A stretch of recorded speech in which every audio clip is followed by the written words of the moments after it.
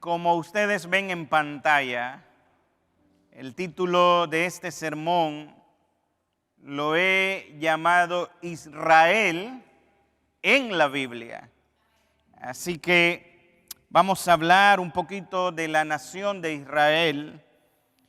Y la razón de esto es porque existe en el mundo de la teología una postura llamada la teología del reemplazo, y esta doctrina enseña, o esta posición teológica enseña, que la iglesia ha reemplazado a Israel como el pueblo elegido de Dios, y ellos dicen que todas las promesas y todos los pactos dados a Israel en el Antiguo Testamento han sido transferidos a la iglesia porque simplemente la nación de Israel rechazó al Mesías cuando él apareció hace más de 2000 años. Y obviamente esta posición doctrinal usa algunos pasajes bíblicos como Mateo 21:43, que menciona que el reino le sería quitado a los judíos y sería dado a personas que produzcan fruto.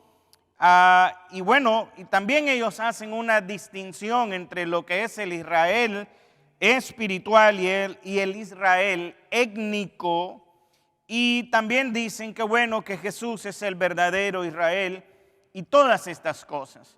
Pero lejos de ver esta posición, lo que realmente me gustaría que observemos es lo que dice la Biblia, que es lo que importa. Y me gustaría empezar con un texto que escribe un judío precisamente llamado Pablo. En Romanos capítulo 11, verso 1, el apóstol Pablo dice lo siguiente, dice así: digo pues, ¿ha desechado Dios a su pueblo? Mire lo que él mismo responde con esta pregunta: en ninguna manera. ¿Dios ha desechado a Israel?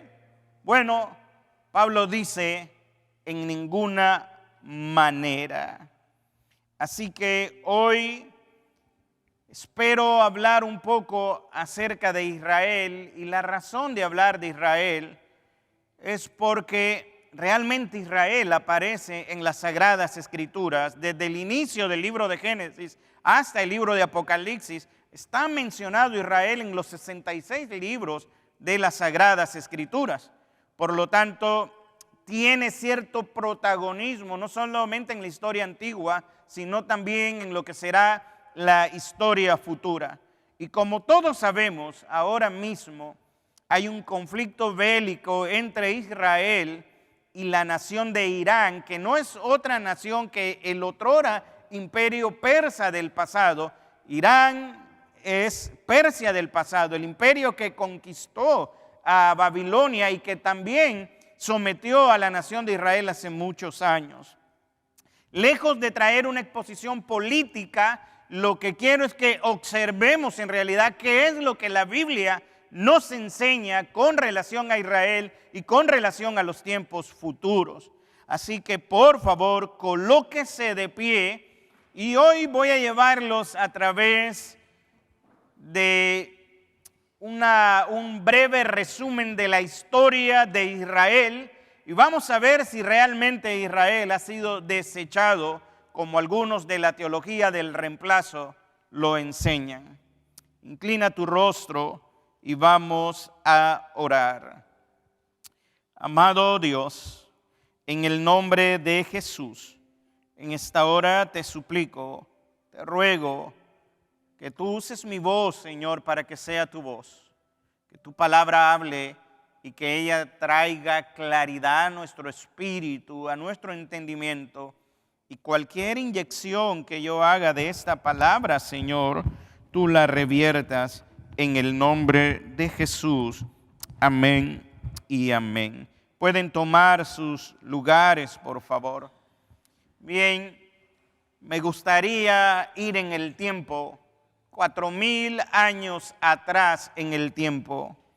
Y me gustaría ir a una tierra lejana y observar a un hombre que Dios llamó y le dijo que dejara su país, que dejara su parentela y que fuera a una tierra que él le iba a mostrar. Y a este hombre Dios le prometió que a su descendencia daría esa tierra en perpetuidad y que haría de ellos una gran nación. Observa Génesis capítulo 12, verso del 1 al 3, y vamos a estar haciendo un recorrido por varios pasajes de las Escrituras. El texto dice: pero Jehová había dicho a Abraham: vete de tu tierra y de tu parentela. Para contextualizar un poco, la humanidad había caído en una decadencia espiritual, moral, y la humanidad se había olvidado totalmente de Dios y había caído tan bajo que Dios, para no exterminar a la humanidad, decide llamar de entre esos paganos a un hombre que iba a redimir, para que a través de él y los descendientes de él se anunciara el nombre de Jehová, el nombre del Dios Todopoderoso. Y el texto dice que a Abraham se le dice: vete de tu tierra y de tu parentela y de la casa de tu padre a la tierra que te mostraré. Algunos jóvenes que también necesitan salir de la falda de los papás. Y mire lo que dice: y haré de ti una nación grande. ¿Y qué más? Y te bendeciré. ¿Y qué más? Y engrandeceré tu nombre. ¿Y serás qué? Bendición. Y mire lo que dice: ojo, para aquellos que dicen que no hay que orar por Israel. Hay algunos cristianos que enseñan, algunos predicadores que enseñan que no debemos de orar por Israel. Pero mire lo que dice: bendeciré ¿a quiénes? A los que te bendijeren, y a los que te maldijeren maldeciré, y serán benditas en ti ¿quiénes? Todas las familias de la tierra. Obviamente esto se cumple con Jesucristo y con el derramamiento del Espíritu Santo.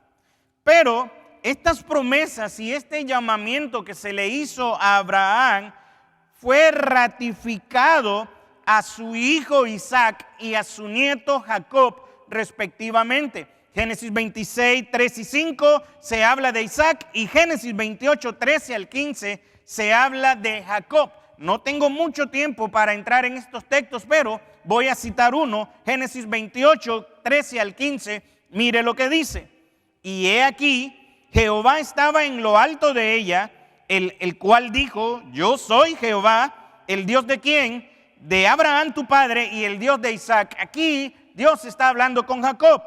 La tierra en que estás acostado, ojo, la tierra en la que estás acostado, te la daré a ti y a quién, y a tu descendencia. Será tu descendencia como el polvo de la tierra, y te extenderás al occidente, al oriente, al norte y al sur, en los 4 puntos cardinales. Y todas las familias de la tierra serán benditas en ti y en tu simiente. He aquí, yo estoy contigo y te guardaré por donde quiera que fueres, y volveré a traerte a esta tierra, porque no te dejaré hasta que haya hecho lo que te he dicho. Así que observamos ahora esta ratificación de las promesas de Dios, ahora dada a la siguiente generación, al nieto de Abraham. No obstante, Dios es en su omnisciencia, en su omnisapiencia, que conoce los tiempos. Dios se adelantó a Abraham en el tiempo y le dijo a Abraham en Génesis capítulo 15, verso 13 al 14, que su descendencia iba a morar en tierra ajena y que sería esclava y sería oprimida por unos 400 años. Esto aconteció, y esto lo vemos en la historia, ya en el siguiente libro, en el libro de Éxodo. Israel estuvo más de 400 años como esclavos, cautivos, bajo el gobierno de los egipcios. Y al final del libro de Génesis y del libro de Éxodo se nos narra que toda la familia de Jacob fue a Egipto, donde su descendencia fue oprimida por todos estos 400 años, tal y como Dios ya lo había anunciado en Génesis 15. Pero observe esto, que en medio del clamor, en medio de la opresión, hubo generaciones que nacieron en esclavitud, hijos, nietos, bisnietos, tataranietos, que no conocieron la libertad, sino que vivieron bajo el yugo y la opresión y la esclavitud de los egipcios. Hicieron trabajos forzados, hubo un genocidio narrado en Éxodo capítulo 1, cuando los niños hebreos eran asesinados por los egipcios por miedo a una revuelta. Pues bien, el pueblo estaba en decadencia, el pueblo estaba pasando tribulación, buscaban a un redentor, buscaban a un libertador, pero nada acontecía por más de 400 años. Hasta que se nos narra en Éxodo 3:9. Y aquí les doy una clave para todos los que están pasando por algún tipo de necesidad o por algún tipo de aflicción. Observe lo que dice Éxodo 3:9. Ahí nos narra lo que Dios le dice a Moisés cuando Dios llama a Moisés para ir como una especie de redentor, una figura del verdadero redentor, ya que Cristo es superior a Moisés y Cristo no saca solamente de la esclavitud y de la opresión de una nación, también nos saca de la esclavitud y de la opresión del pecado, nos saca literalmente del reino de las tinieblas para darnos ahora un lugar de privilegio para que seamos llamados hijos de Dios y Él es nuestro Rey. Ahora, preste atención, observe lo que ocurre en el verso 9, el clamor. El pueblo oprimido, el pueblo que había estado pasando por una serie de maltratos, en un momento que reaccionan, en un momento que entienden que ellos no pueden hacer nada humanamente. Todo es imposible. Los egipcios tienen las armas, ellos no pueden, están inferiores en todo. Ellos se acuerdan del Dios de Abraham, del Dios de Isaac y del Dios de Jacob, y en el momento más oscuro de sus vidas, el pueblo unido decide clamar al Dios de los cielos, y el Dios de los cielos escucha el clamor de ellos. El texto dice, el clamor, Dios le dice a Moisés: pues de los hijos de Israel ha venido delante de mí, y también he visto la opresión con que los egipcios los oprimen. Wow, a veces leemos este texto y no nos detenemos a pensar el clamor de los hijos de Israel. Yo creo, como dice un canto, que cuando el pueblo del Señor aclama a Dios, cuando el pueblo del Señor hace un clamor a Dios, el Dios de los cielos responde, pero hay que clamar primero para ver la misericordia de Dios. Dios respondió y Dios responde al clamor de sus hijos. ¿Acaso Jeremías no dice, clama a mí y yo te responderé, dice el Señor en Jeremías 33:3? Dios nunca queda neutro cuando sus hijos claman, pero hay que clamar con sinceridad en el alma, con fe, con convicción, creyendo que Él está sentado en el trono de gloria y que Él va a responder a lo que nosotros clamemos. Nunca Dios se queda neutro, nunca Dios es indiferente al clamor de sus hijos. Por lo tanto, si usted está pasando por alguna aflicción, recuerde que Dios nunca se queda neutro. Su voluntad siempre obrará para bien para sus hijos. Pablo dice que su voluntad es buena, agradable y perfecta. De hecho, el rey David dijo: en mi angustia invoqué a Jehová y clamé a mi Dios. Él me oyó y Él oyó mi voz desde su santo templo. Y mi clamor, dice David, llegó a los oídos del Señor. Así que nos queda clamar a nuestro Dios. No importa qué situación estés viviendo ahora, Los israelitas ahora tienen una situación difícil. Si ellos volvieran su rostro a ese Dios, que es el Dios de Abraham, de Isaac y de Jacob, seguramente Dios va a responder como ya lo ha estado haciendo. Pero también con su iglesia, con su pueblo, cuando el pueblo de Dios aclama, busca a Dios con todo su corazón, Dios responde. Y ahí estará el secreto de tu victoria. Mire lo que dice Deuteronomio. Dios le dice al pueblo de Israel: mas si desde ahí buscares a Jehová tu Dios, ¿qué cosa?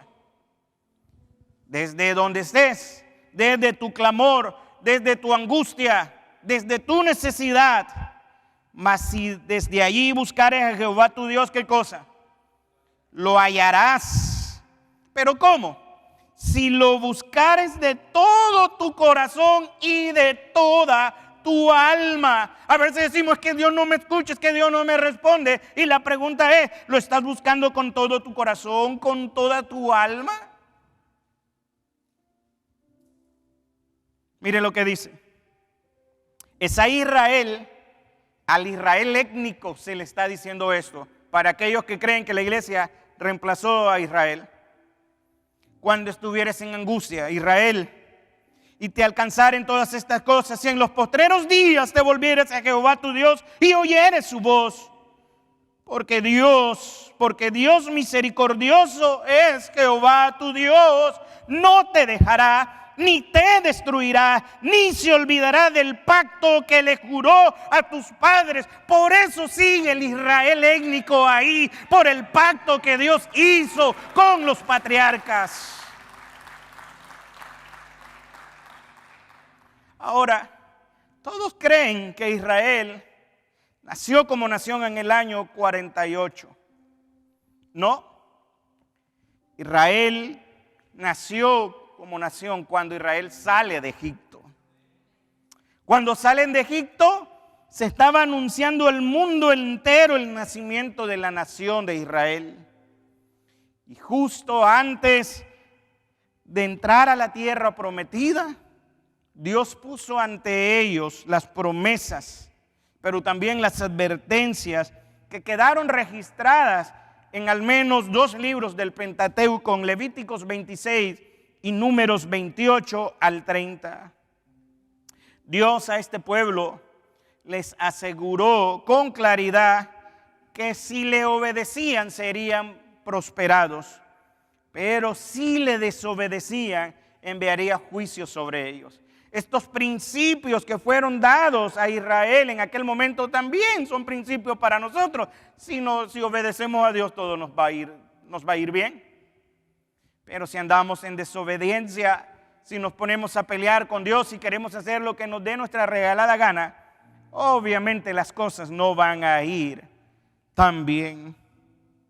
Dios le advirtió a Israel y le dijo que si llegase a ser necesario a causa de su desobediencia y de su pecado, los arrancaría de su territorio y los llevaría cautivos otra vez y los desparramaría por todas las naciones en donde vivirían angustiados, perseguidos y asustados, siendo oprobio y refrán para los que le rodearan.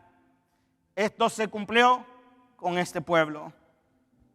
Unos siglos después de haber entrado en esta tierra prometida, una vez que pasó el reinado de Saúl, de David, de Salomón, el reino de Israel por su pecado y su desobediencia se dividió en 2 grandes reinos. El reino del norte llamado Israel y el reino del sur llamado Judá. Ambos reinos fueron destruidos. El primero, el reino del norte, fue destruido en el año 722 a.C. por los asirios. Eso está registrado en la Biblia, Segundo de Reyes, capítulo 17, verso 6. Luego, en el año 586, con la última invasión de los babilónicos, Judá fue llevada al cautiverio. Y ahí encontramos el libro de Daniel que nos narra cómo estos muchachos, Sadrach, Mesach y Abednego, entraron junto a Daniel a Babilonia para ser cautivo. Así que Israel desobedece, Israel se fragmenta en dos grandes reinos, son llevados cautivos por los asirios, son llevados cautivos por los babilónicos. Y la razón de esto, y la Biblia nos enseña, es que no quisieron escuchar ni oír a los profetas de Dios. En especial el reino del sur, a Jeremías. Y usted puede leer esto en 2 de Crónicas, capítulo 36, del 11 al 21. Y por obstinarse en andar en sus propios caprichos y pecados, Dios determinó traer al gran Nabucodonosor y a su ejército para destruir a Jerusalén, quemar el templo que fue construido por Salomón y llevarlos cautivos por 70 años a Babilonia, lo que hoy se conoce como Irak. Así que usted ya va entendiendo, Irak, Irán, ambos imperios del pasado contra la nación de Israel. Observa por qué fueron llevados cautivos. 2 de Crónicas, capítulo 36, verso 15, dice: y Jehová, el Dios de su padre, envió constantemente palabra a ellos por medio de sus mensajeros, porque él tenía misericordia de su pueblo y su habitación. Hermanos, para esto, por aplicación para nosotros, Dios siempre nos advierte del mal, Dios siempre nos advierte del peligro, Dios se encarga. Si nosotros caemos porque desobedecimos a Dios y porque no le pusimos en primer lugar. Así que no nos quejemos, sino ahora busquemos el rostro de Dios y arrepintámonos de nuestros pecados. Mientras Dios advertía y lo sigue haciendo constantemente el día de hoy, mire lo que hacía el pueblo. Mas ellos hacían escarnio de los mensajeros de Dios y menospreciaban sus palabras, burlándose de sus profetas, hasta que subió la ira de Jehová. ¿Contra quién? Observe que usa algo posesivo, su pueblo. Y no hubo ya que. Cuando Dios viene, hermano, Dios viene y no hay quien lo detenga. Dios te advierte a ti, que eres joven, adulto. Dios advierte. Y a veces su paciencia se tarda y a veces pensamos que no va a llegar el juicio de Dios, pero el juicio de Dios llega tarde que temprano, nos alcanza. Y más cuando de alguna manera, consciente o inconsciente, hacemos escarnio a los mensajes de Dios para nuestras vidas, o cuando menospreciamos su palabra, nos burlamos de Dios de distintas maneras, hasta que un día todo mi pecado y toda mi maldad suba hasta el trono de Dios. Y entonces la ira de Dios se derrame contra ti o contra mí. Ya no hubo remedio. Y el verso 17 dice: por lo cual trajo contra ellos. ¿Contra quién? Contra este reino. Al rey de los caldeos, que mató a espada a sus jóvenes en la casa de su santuario. Y este rey no perdonó a joven, ni a doncella, anciano, ni decrépito. Todos los entregó en sus manos. Todos pensarán que fue Nabucodonosor, pero Nabucodonosor solamente era un instrumento de la ira de Dios. El pueblo no entendió. Verso 18. Asimismo todos los utensilios de la casa de Dios, grandes y chicos, los tesoros de la casa de Jehová y los tesoros de la casa del rey y de sus príncipes, todo lo llevó a Babilonia. Y quemaron la casa de Dios y rompieron el muro de Jerusalén y consumieron a fuego todos sus palacios y destruyeron todos sus objetos deseables. Verso 20, los que escaparon de la espada fueron llevados cautivos a Babilonia y fueron siervos de él, de Nabucodonosor y de sus hijos, hasta que vino el reino de los persas, Irán, para que se cumpliese la palabra de Dios por boca de Jeremías, hasta que la tierra hubo gozado de reposo, porque todo el tiempo de su asolamiento reposó hasta que los 70 años fueron cumplidos. Ahora vemos una escena de un pueblo cautivo, un pueblo que fue sitiado antes de ser llevado a Babilonia. El libro de Lamentaciones nos dice que la escasez de alimento era tan grande que las personas morían por inanición, es decir, se morían y para sostenerse las mujeres se comían los cadáveres de sus propios hijos. Ninguna guerra es bonita, ninguna guerra es agradable, pero yo quiero que usted observe todo lo que el pecado puede desencadenar. Destrucción, asolamiento, ira, hambre, mortandad, etcétera, etcétera, etcétera. Pero Dios es un Dios de misericordia. Y yo le doy gracias a Dios, porque cuando abundó el pecado, sobreabundó su gracia. Cuando abundó el pecado, sobreabundó su gracia. Bendita gracia de Dios. Y en esa gracia se comprometió a guardarlos, en esa misericordia, a este pueblo rebelde. ¿A usted no le ha pasado en su transitar de la vida cristiana que hay momentos que sentimos que estamos tocando el cielo? Que si pasamos delante de un cadáver y le decimos levántate, capaz que se levanta. Pero hay otras ocasiones que estamos como ese cadáver, que nos sentimos tan lejos, tan distantes de Dios, tan lejos, que si Él no toma la iniciativa, seguiríamos ahí. Pero Él es el que toma la iniciativa, Él es el que siempre nos busca, Él es el que quiere siempre estar con nosotros. Porque cuando yo soy infiel, Él permanece fiel. Bendito mi Dios, bendito sea el nombre de Jesús y su sangre preciosa para redimirme de toda mi maldad y de todo mi pecado. Bendita sea la sangre del Cordero.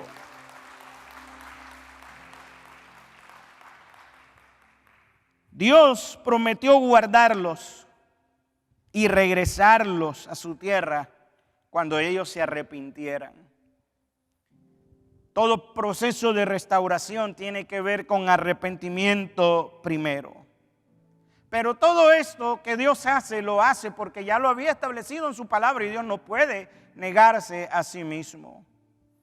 Así que después de 70 años y un poquito más, desde Babilonia, este pueblo vuelve bajo la mano poderosa de Dios para reedificar sus casas, para reedificar Jerusalén, para reconstruir el templo. Y esto está en las Escrituras, por la motivación y el empuje de hombres como Zorobabel, Ageo, Zacarías, Esdras y Nehemías, aprovechando todos los permisos de reyes paganos para volver a restaurar a esta nación.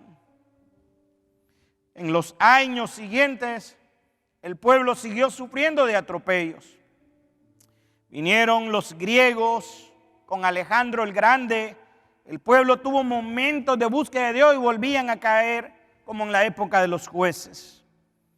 Después llegaron los romanos y parte de estos conquistaron el mundo conocido, conquistaron en el poder militar a los griegos, aunque siguieron adoptando la cultura de los griegos.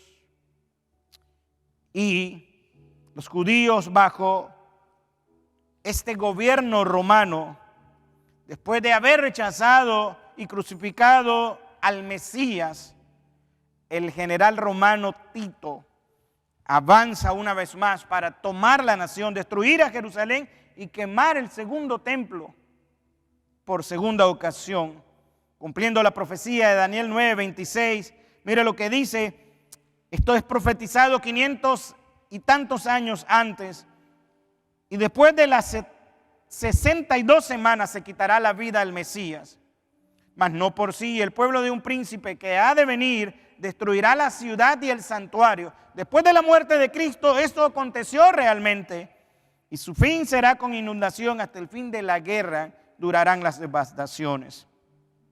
Obviamente, esto que aconteció cumplió no solamente la profecía de Daniel, sino lo que el mismo Cristo había dicho. en Mateo 24, 1 y 2, en Lucas 21, 20, 24, cuando dijo que no quedaría piedra sobre piedra.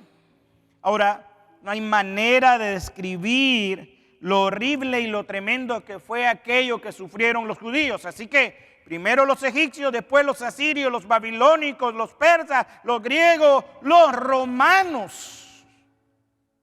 Miren cuántas naciones poderosas han querido tomar control de esta tierra.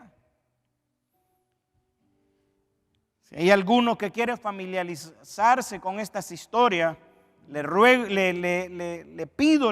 que lea un libro que se llama La Guerra de los Judíos, escrito por un historiador llamado Flavio Josefo, y que lea las páginas 398 a la 420 para informarse lo que aconteció. Esto es un historiador pagano que dice lo que le aconteció a la nación.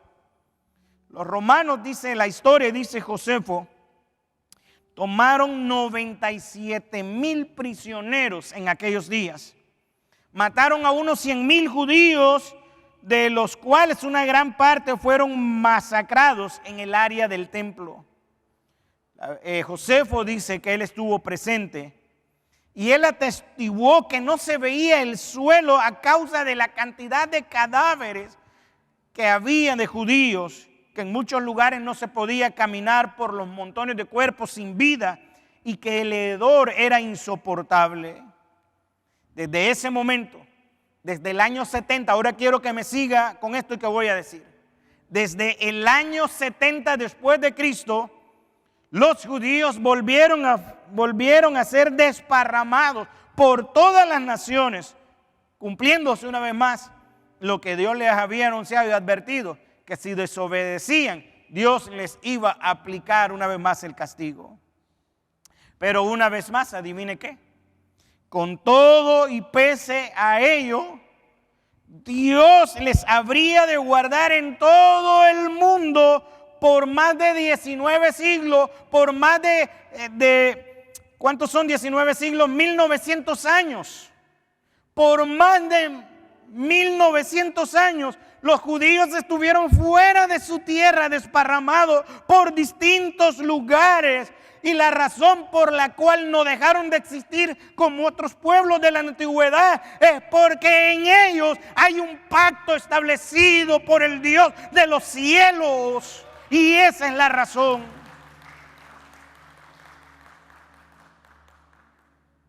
Y a pesar de que por 19 siglos, usted sabe lo que son 19 siglos. Aquí no hay nadie que haya vivido un siglo. Bueno, el abuelo se acerca, no anda por aquí. El abuelo tiene 97. Ya casi cumple un siglo. Imagínese 19 del abuelo con la misma edad. De distintos periodos. En 19 siglos. Estuvieron en situaciones terribles, difíciles, pero solamente seguían cumpliendo un plan y Dios seguía cumpliendo sus promesas y propósitos en ellos. Desde el año 70 en adelante, esta tierra que mal llamada Palestina fue ocupada por siglos. Por los romanos, por los bizantinos, por los árabes, por los turcos, por los ingleses, hasta que llegó otro evento terrible para ellos. Y en nuestra historia reciente, los judíos fueron impactados por las atrocidades de la Segunda Guerra Mundial y la matanza de alrededor de 6 millones de judíos en el holocausto nazi. Dios usó todo esto para que las naciones unidas, le concedieran a los israelitas el derecho de volver a habitar la tierra de sus antepasados para volver a ser nación. Uno piensa en las Naciones Unidas, no. Dios usando a las Naciones Unidas permite que Israel vuelva a ocupar, a habitar la tierra de sus antepasados para volver a ser nación. Y en medio de una serie de esfuerzos y de luchas heroicas, el 14 de mayo de 1948, desde el año 70 hasta el año 1948, se declaró la independencia de Israel. 19 siglos. Y hay teólogos que todavía se atreven a decir, Dios desechó a Israel. Fue en aquella jornada de aquel día, de aquel 14 de mayo, que amaneció una nueva aurora de esperanza para los judíos. Se marcó un nuevo paso en el cumplimiento de la profecía bíblica. En aquel día volvió a resucitar la nación de Israel en el marco internacional del siglo XX. Ahí estaba una vez más Dios dando muestra de su promesa y de su pacto de hace más de 4,000 años dado a Abraham, a Isaac y a Jacob. Pero no ha sido fácil desde el año 48 para acá. Aún no habían ocupado totalmente el territorio, no se habían establecido, y este pueblo debió defenderse de la agresión de 5 países árabes por más de un año en lo que se llamó la Guerra de Independencia de Israel. Y desde entonces han superado conflictos muy serios como la Guerra de los 6 días en 1967, cuando recuperaron Jerusalén. La Guerra de Yom Kippur en 1973, cuando estando en absoluto reposo festivo, estaban celebrando el día de reposo, fueron atacados sorpresivamente y simultáneamente por Egipto desde el sur y por Siria desde el norte. Y en años recientes, durante la guerra del 1991, Saddam Hussein, el expresidente de Irak, le comunicó al mundo entero su deseo de acabar con todos los judíos. Y el 25 de octubre del 2005, y todo esto usted lo puede ir y verificar, toda esta información que estoy dando, el presidente de Irán, la nación con la que hoy se tiene conflicto, Mahmoud Ahmadinejad, llamó abiertamente a la desaparición del Estado de Israel con las siguientes palabras. Esto está textualmente, usted lo puede buscar, es de conocimiento público.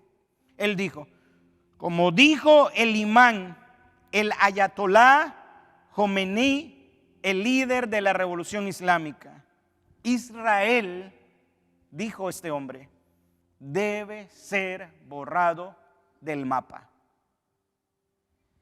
Ojo con esto. Esta declaración no es solamente al Israel étnico. Entre palabras se está diciendo que también al Dios de este Israel se debería sacar de la ecuación.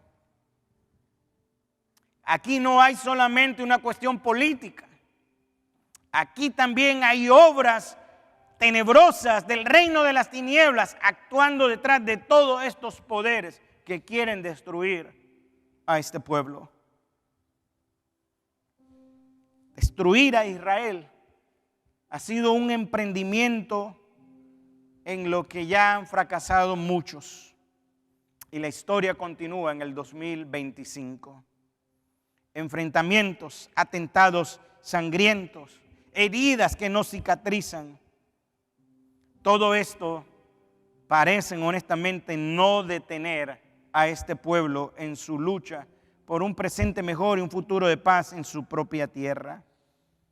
Ahora, ¿cómo es posible que este pueblo siga existiendo a pesar de todos los ataques que ha sido sometido? ¿Quién los preserva?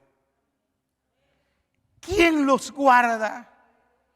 ¿Por qué siguen en pie en medio de presiones, amenazas y atentados? Y aquí es donde los cristianos tenemos que volver a ver al Dios de Israel, porque no duerme el Dios de Israel, el Dios que cuida a su pueblo.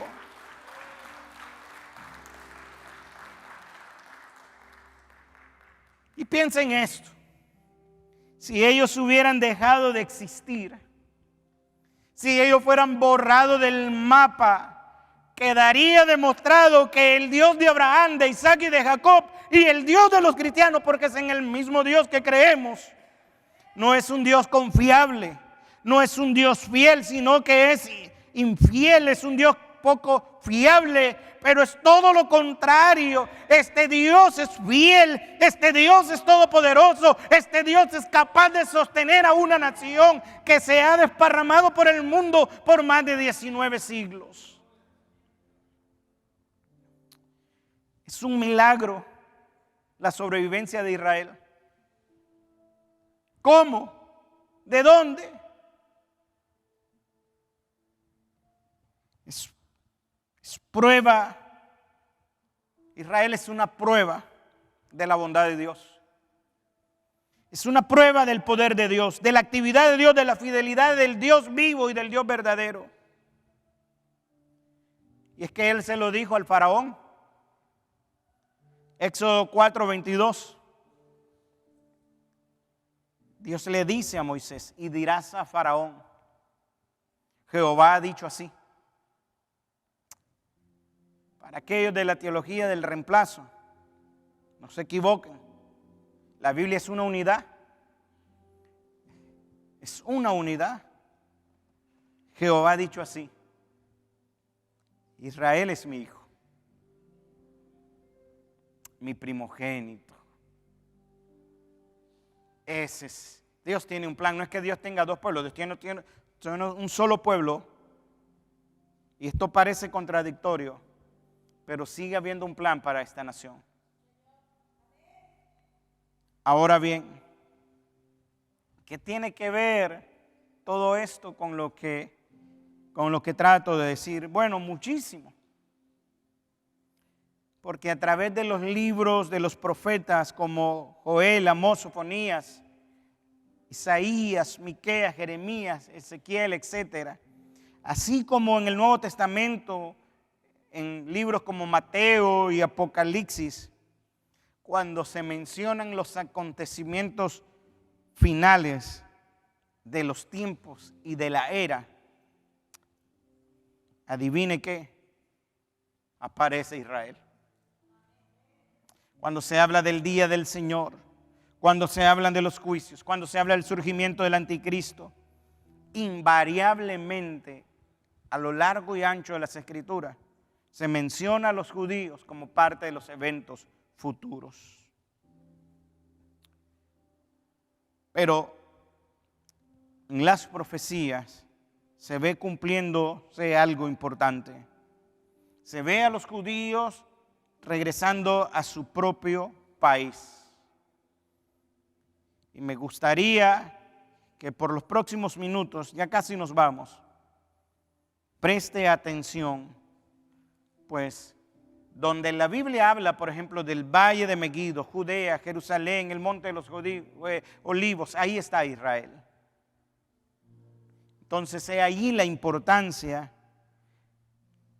ya que nosotros, usted y yo, somos la generación de los testigos, yo diría, de la restauración de Israel y del sorprendente cumplimiento de las profecías de los capítulos 36 al 39 del libro de Ezequiel.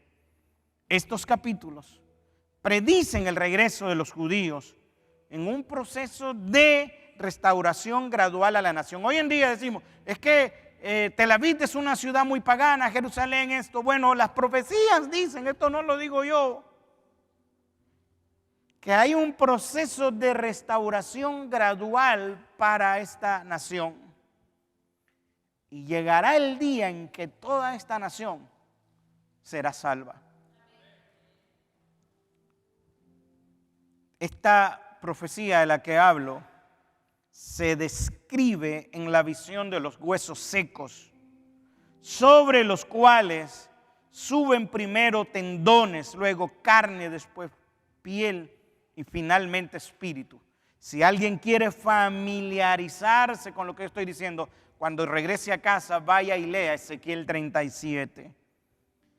Yo le voy a dar aquí un resumen de lo que dice porque el tiempo no nos da. Ezequiel 37, 1 y 4 hasta el 14, y con esto vamos a seguir terminando. Mire lo que dice. Dice el profeta: la mano de Jehová vino sobre mí y me llevó en el espíritu de Jehová y me puso en medio de un valle que estaba lleno de huesos. Imagínese esta imagen: un valle en donde ese valle está lleno de huesos secos.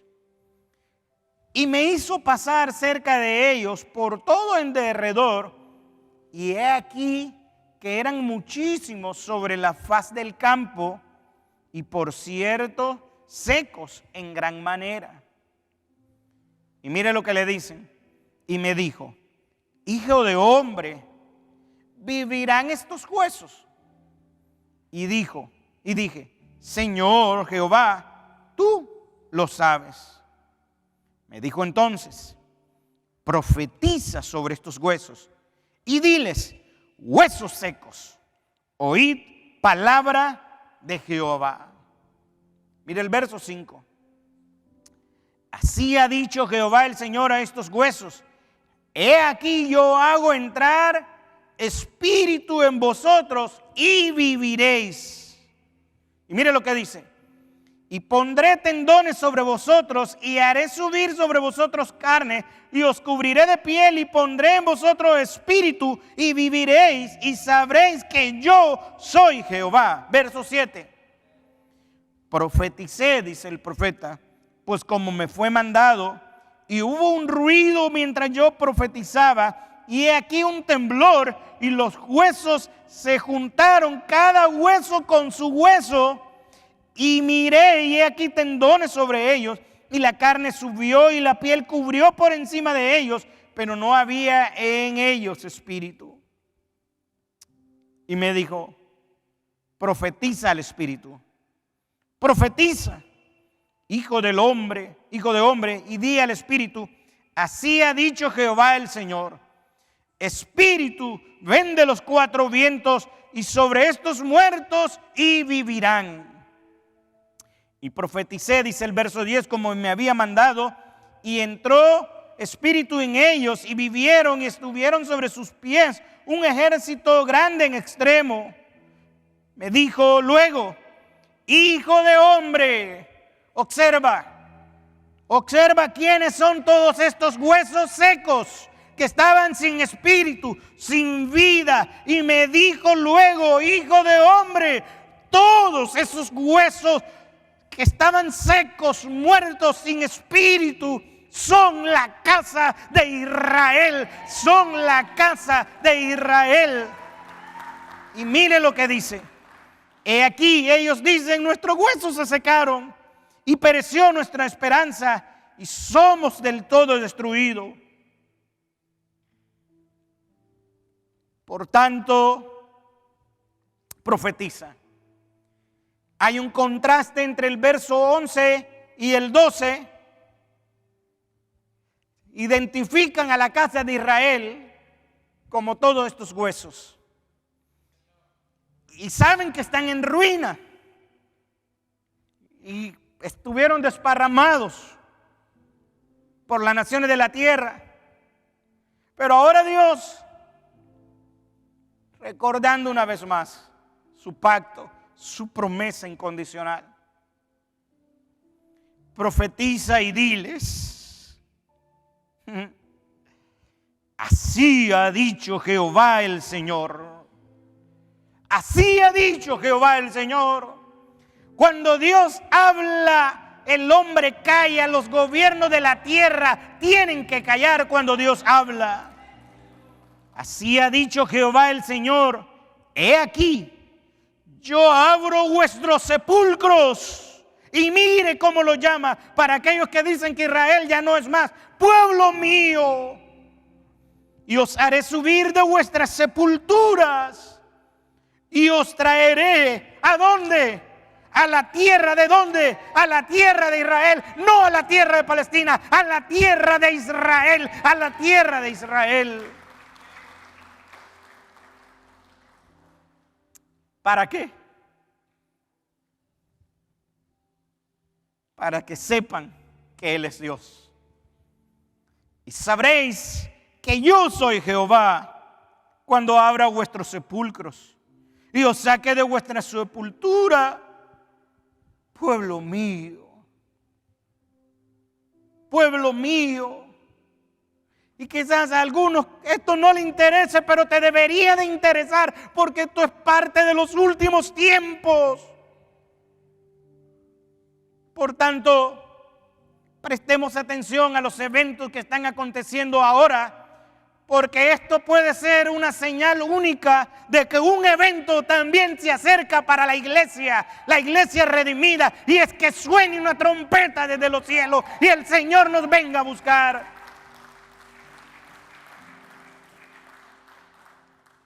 Y pondré mi espíritu, verso 14, en vosotros. ¿Y qué? Y viviréis. Ese mismo espíritu el que ha puesto en nosotros, el espíritu de vida, el que nos hace nacer de nuevo, aquel que no se compra ni se hereda, es algo que nos da el creer en Jesucristo como nuestro Señor y nuestro Salvador. Y viviréis y os haré reposar sobre vuestra tierra, y sabréis que yo Jehová hablé, y lo dice Jehová. Me queda un minuto. Observe. El verso 11 dice que todos estos huesos es la casa de Israel. Y aquí nos narra de alguna manera el gigantesco movimiento del retorno de los hebreos, de los judíos, a su propia tierra en un sorprendente cumplimiento. Miles y miles de judíos en los últimos años han regresado a su propia tierra de todos los rincones del mundo. Yo tengo un amigo llamado David Diamond, quizás alguno de ustedes ha escuchado a David Diamond.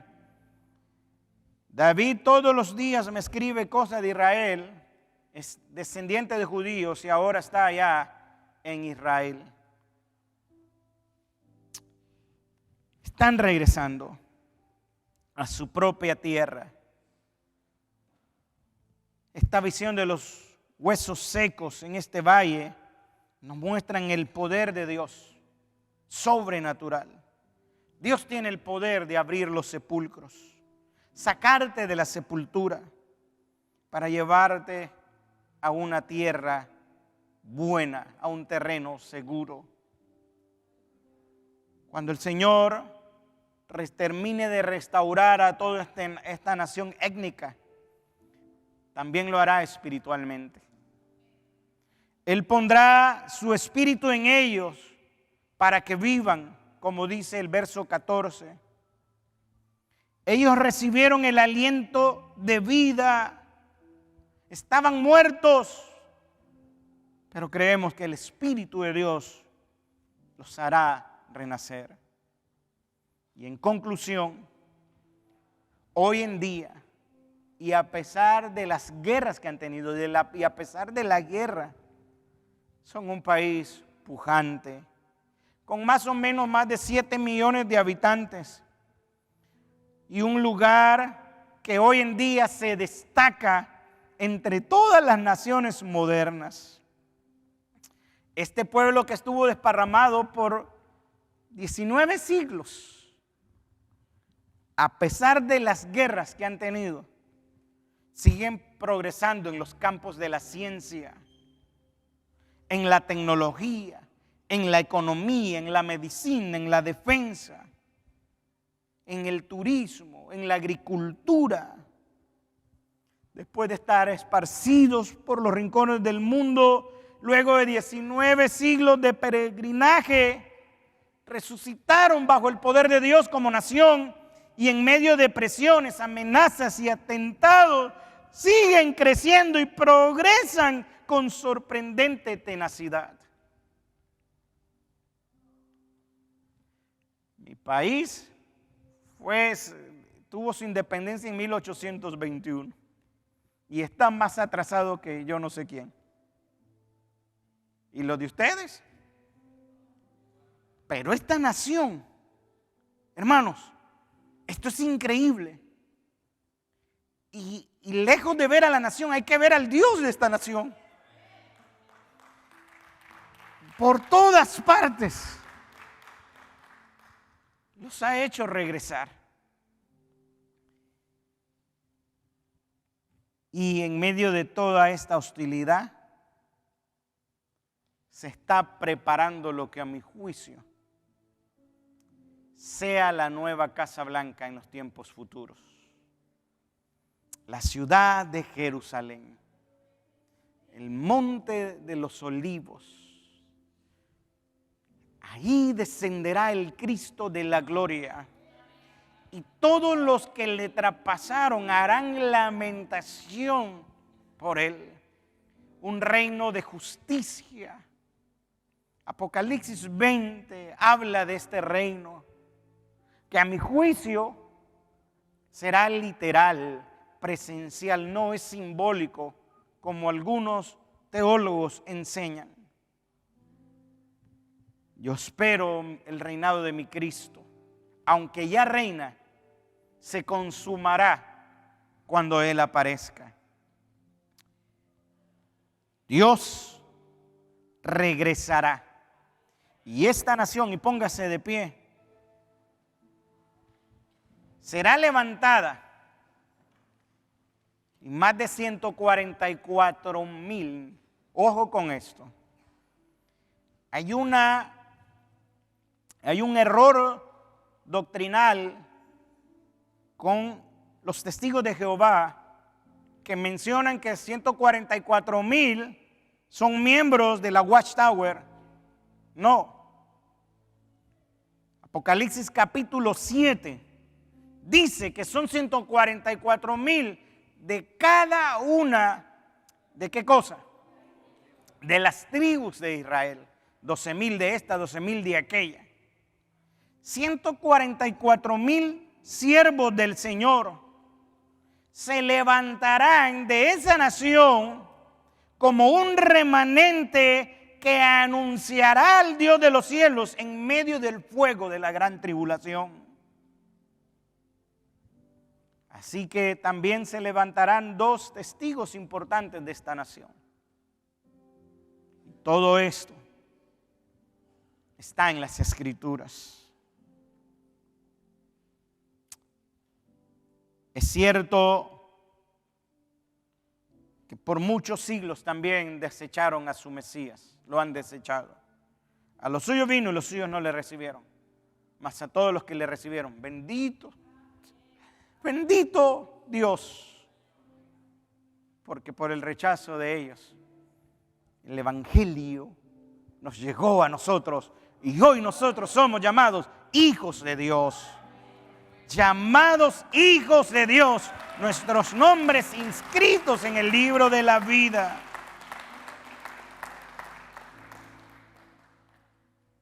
Por más de 1700 años no perdieron la identidad de su idioma. ¿Quién estaba detrás de todo esto? Bueno, el Dios que llamó a Abraham, Isaac y Jacob. El tiempo no me alcanzó,